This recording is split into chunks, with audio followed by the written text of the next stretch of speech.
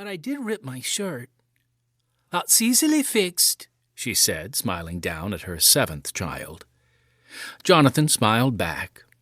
Of all the useful things his mother could do, the thing she prided herself on the most was her ability to make and mend clothes for her husband and 11 children.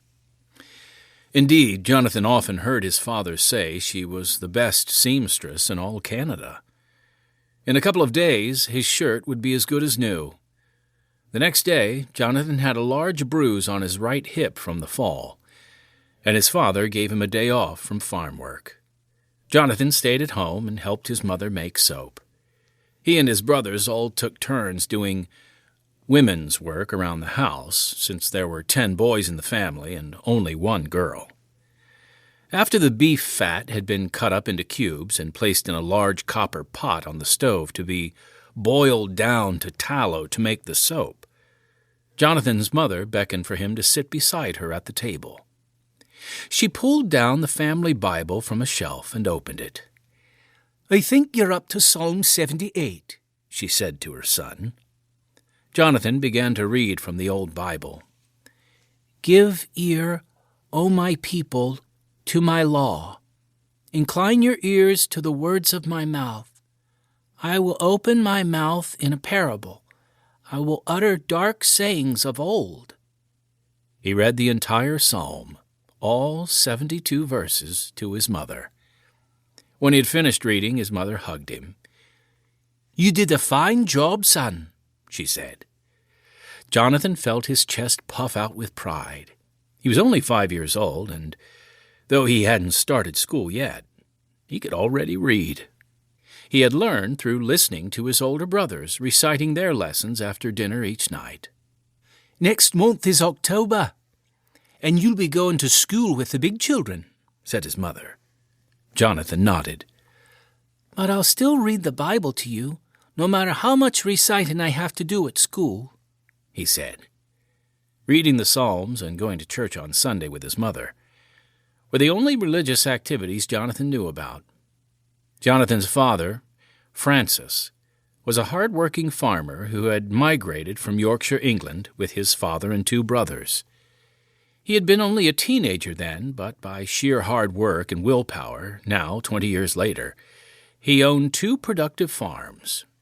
Working from dawn till dusk, though, left him with little time to think about religion. He never even said grace before a meal, or prayed with the children at night. If it weren't for his mother's simple faith, Jonathan would have grown up knowing very little about God. Jonathan did go to school, though not until November, when his father could spare the boys from the farm. Some aspects of school disappointed Jonathan. It felt to him like he was going to have to wait forever for the other 5-year-olds in the class to catch up to his reading level. However, there was one thing he loved from the very first day. Beside the chalkboard was a map, which captured Jonathan's attention. After class was dismissed for recess, he would stand in front of the map and study it.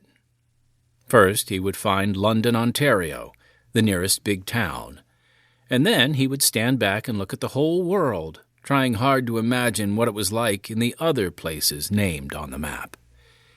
The idea that millions of other people lived in these far-off places boggled Jonathan's mind. The young boy was determined to learn all he could about these foreign locations. Indeed, he studied hard and was always near the top of his class. Life in the Goforth home followed the pattern of seasons. In June, when school was out for the summer, Jonathan and his brothers would help their father harvest the family's crops.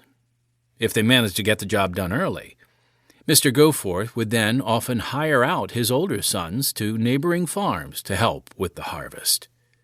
Most winters, the children got to attend school, but when money was in short supply, they didn't. During those years, the money normally spent on schooling was needed to buy fabric for clothing and extra provisions for the long, hard Canadian winter.